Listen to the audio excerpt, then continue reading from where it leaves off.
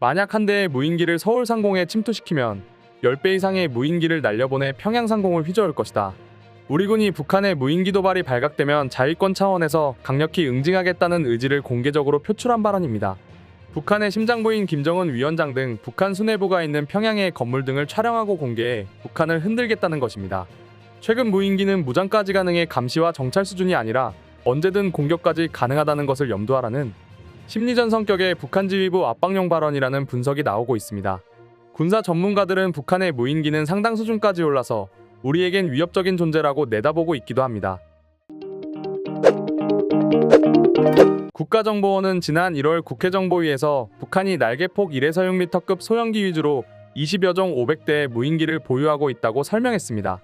심지어 자폭형 공격용 무인기도 소량 보유하고 있고 원거리 정찰용 중대형 무인기도 개발 중이라고 알렸습니다. 북한은 2015년 노동당 창건 70주년 기념 열병식 때 차량 지붕에 설치된 발사대에 탑재된 자폭형 공격용 무인기를 공개한 바 있습니다. 당시 북한의 무인기 보유는 100대 이상이었던 것으로 추정되고 있습니다.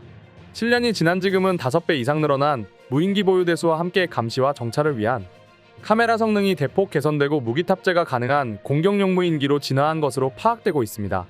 한국군사문제연구원은 지난 1월 정책연구보고서에서 북한이 2014년 중국이 개발한 고성능 전투용 무인기인 차이융포와 유사한 중고도 드론을 보유하고 있다면서 아직까지 재원 등은 베일에 가려져 있다고 밝히기도 했습니다. 해당 보고서를 세부적으로 살펴보면 북한이 작년 4월 조선인민혁명군 창건 90주년 열병식에서 무인기로 공중에 다양한 형상을 시연했다면서 이는 북한의 드론 기술이 상당한 수준에 올라 있고 군집 드론을 이용해 공격할 수 있는 능력도 있음을 과시한 것이라고 분석했습니다. 실제로 북한 무인기가 한국의 핵심 목표물을 촬영할 수 있는 능력은 2017년 6월 강원도 인제에서 추락한 무인기에서 입증되었습니다. 당시 해당 무인기 카메라에는 500여 장의 사진이 찍혀 있었고 이 중 10여 장은 경북 성주 사드기지가 선명하게 담겨 있기도 했습니다. 5년이 지난 최근까지 북한의 무인기 성능을 더욱 개선되어 있는 것이 자명해 우리 군의 무인기 개발이 시급해진 상황입니다. 이처럼 북한이 핵과 미사일에 이어 중대형 무인기 분야에서도 예상보다 빠르게 진화하는 모습을 보임에 따라 북한보다 훨씬 먼저 시작해 앞서 있었던 중대형 무인기 분야에서도 자칫하면 뒤질 수 있다는 우려까지 나오고 있습니다. 특히 북한의 무인기 전력화 수준이 해킹을 통해 습득한 카피 수준의 기술력으로 무시하면 안 된다는 지적이 힘을 얻고 있습니다. 지난 2022년 12월 북한이 소형 무인기를 서울 용산 대통령실 인근과 수도권 군사분계선 인근에 침투시킨 것처럼 현재로서는 이른바 드론 벌떼작전과 무인기 벌떼작전에 효과적으로 대응할 방법이 없기 때문입니다. 또한 지난 7월에 러시아 대표단에 전격 공개한 첨단 무인기부터 저비용 고효율의 소형 무인기의 대규모 전력화는 당장이라도 한국을 위협하기에 충분합니다. 이에 따라 우리 군은 북한의 무인기 전력을 300에서 5,000대, 많게는 최대 1,000대까지 개발해 운용할 것으로 추정하고 있습니다. 한국과 비교해 공군 전력의 열세를 상쇄하기 위해 무인기 개발에 집중한다는 분석이 나오는 이유이기도 합니다. 북한은 1990년대 초반부터 방현 시리즈의 무인기를 개발해 생산해온 것으로 알려졌습니다. 방현 시리즈는 중국의 디포를 개조한 것으로 방현 1과 방현 2가 있습니다. 여기에 정찰부터 공격 임무를 함께하는 다목적 무인기인 두루미도 개발한 것으로 전해지고 있습니다. 북한의 무인기는 탑재된 장비와 무기들의 수준은 미국보다 질적으로 떨어지지만 군사적 효용성 측면에서는 저비용 고효율 방식의 벌떼 작전을 펼칠 경우에는 매우 위협적인 전략이라는 게 대체적인 전문가들의 평가입니다. 한미 군사 당국이 북한의 무인기 전력을 과소평가해서는 안 된다는 지적이 나오는 배경이기도 합니다. 최근에는 북한이 소형뿐 아니라 대형 무인기 시험 비행에 주력하는 것으로 알려졌습니다. 미국의 북한 전문 매체 NK뉴스는 평안북도 방현 비행장에서 날개 폭이 약 35m인 드론이 포착됐다고 보도했습니다. NK뉴스는 방현 비행장에서 포착된 20m짜리 무인기보다 이번 무인기의 날개 폭이 2배 가까이 길다고 전했습니다. 이 무인기는 북한에서 포착된 무인기 중 가장 큰 것입니다. 특히 날개 폭이 긴 것으로 미뤄 태양광 무인기일 가능성도 제기되고 있습니다. 또한 이번에 노출된 북한의 대형 무인기는 한국항공우주연구원이 자체 개발한 고고도 태양광 무인기와 모양이 흡사한 것으로도 알려져 북한 측의 해킹 위험에 대비해 기술 유출을 방지하기 위한 노력도 필요해 보입니다. 북한 내륙 지역에 있는 북한군의 움직임을 실시간으로 탐지해야 미사일과 무인기 위협에 맞설 수 있습니다. 이를 위해선 먼 거리에서도 휴전선 넘어 북한 깊숙한 지역을 감시, 정찰할 수 있는 장비의 전력화가 시급합니다. 그리고 무인기는 우크라이나 전쟁에서 러시아군 전차 등을 파괴하는 데 위력을 발휘하며 저비용 맞춤형 전략자산으로 부각되고 있습니다. 각국의 무인기 개발은 치열하지만 알려진 정보는 제한적입니다. 전 세계에는 최소 21,000개, 많게는 3만 개 이상의 무인기가 활동하고 있는 것으로 알려졌습니다. 무인기는 전투 능력뿐만 아니라 실시간으로 모든 정보를 수집할 수 있는 장점과 상대방의 레이더 등의 탐지 능력을 무력화시킬 수 있는 가장 효율적인 수단입니다.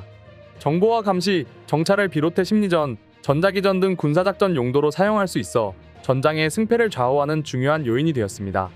특히 미국의 글로벌 호크는 고고도 무인기로서 성층권까지 비행할 수 있습니다.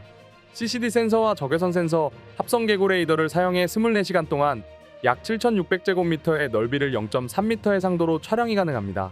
실제로 2021년 8월 수천 킬로미터 떨어진 미 본토에서 정찰 및 공격을 할 수 있는 MQ-9 리퍼 무인기를 조종해 아프가니스탄 카불 공항 자폭 테러의 기획자를 헬파이어 미사일로 주변의 피해를 최소화하면서 암살에 성공하기도 했습니다. 이처럼 무인기의 중요성이 올라가자 우리 군도 무인기 개발에 박차를 가하고 있습니다. 우리 군은 2000년 RQ-101을 개발해 실전 배치한 것이 무인 기전력화의 시작이었습니다. 그러나 활동 반경이 좁은 것은 단점으로 부각되어 왔는데요. 전시작전 통제권 전환의 핵심인 감시정찰 능력 강화와 북한 내륙 지역 감시를 위해선 우수한 무인정찰기 개발이 절실했습니다. 이에 따라 군 당국은 2006년 중고도 무인정찰기 사업을 추진해 2008년부터 개발에 들어갔습니다. 국방과학연구소가 사업을 주도하고 대한항공이 체계 개발을 맡고 하나시스템이 전자광학 장비, LIG-X1은 합성 개구 레이더 및 지상 통제 체계 개발에 참여했습니다. 그리고 국방과학연구소는 2022년 스텔스 무인정찰기 계획을 공개했습니다. 미국의 X-47B 무인전투기와 RQ-180 스텔스 정찰기를 섞어놓은 형태로 강력한 스텔스 성능을 갖춘 모델이었는데요. 특히 전자광학 적외선 탐지 장비와 합성 개구 레이더 등을 탑재해 유사시 언제든지 북한 영공 깊숙이 침투해 정찰 임무 수행이 가능하도록 계획되었습니다. 또한 당초 2027년까지 개발을 완료할 계획이었는데 이를 앞당기는 방안도 검토 중인 것으로 알려졌습니다. 우리 군이 운용할 MUAV는 길이 13m, 폭 26m의 크기로 미국의 MQ-9 리퍼보다 강력한 1200마력 터보프롭 엔진이 장착됩니다. 이를 통해 고도 6에서 13km 상공에서 24시간가량 작전을 수행하며 은밀하게 100km 밖 지점의 고해상도 영상 촬영이 가능하도록 제작될 예정입니다. 여기에 대전차 미사일 등 자체 무장도 가능해 그 위협이 더욱 강력해질 것으로 보입니다. 그럼 지금부터 한국의 무인기 개발 소식을 알게 된 외국인 반응 살펴보도록 하겠습니다. 앞으로 무인기는 전투 현장에서 게임 체인저가 될 거야. 우크라이나가 드론과 무인기로 러시아의 진격을 막았으니 말이지. 그리고 한국은 우수한 전투기 기술을 가지고 있는 만큼 무인기 성능도 대단하겠어. 무인기는 크기가 작아서 레이더에 잘 잡히지 않는데 한국은 스텔스 무인기를 개발하고 있네. 한국의 무기 개발 능력이라면 충분히 전 세계를 놀라게 할 무인기를 만들겠어. 한국은 정말 믿을 수 없을 정도로 대단한 나라야. 무기에 관해서라면 말이야. 그리고 한국 엔지니어들은 도대체 저렇게 강한 무기를 어떻게 만드는 것인지 정말 놀라울 따름이야. 아마도 한국은 무인기에 인공지능 기능도 탑재할 것 같아. 한국은 무기만큼이나 반도체도 잘 만드니 말이야. 한국이라는 나라는 알면 알수록 정말 경이롭다는 생각이 떠오를 정도로 대단한 나라인 것 같아. 오늘의 영상은 이것으로 마칠 텐데 영상이 유익하셨다면 구독과 좋아요, 알림 설정 한 번씩 부탁드리겠습니다. 다음 영상으로 찾아오겠습니다. 감사합니다.